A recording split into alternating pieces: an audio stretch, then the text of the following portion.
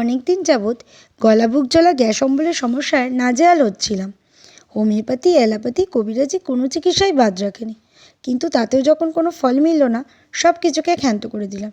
High, আমি দেবযানী এবং আপনাদের সামনে আমি একটা ছোট্ট ভিডিও শেয়ার করছি।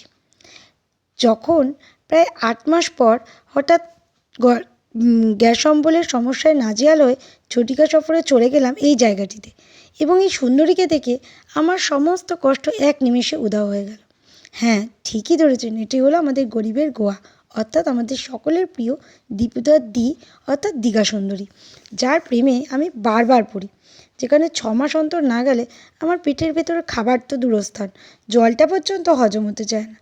সামনে সুবিশাল জলরাশি এবং পেছনে সারি সারি ঝাউ গাছ, একটা অপূর্ব মেলবন্ধন।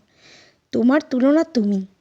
আমার এই দীঘা সুন্দরীর প্রেমে পড়তে বারবার ইচ্ছা করে শুধু না, আমার মনে হয় যেন এখানেই ঘন্টার পর ঘন্টা বসে সময় কোথা থেকে বেরিয়ে যায় সেটা কেউই বোধহয় টের পায় না।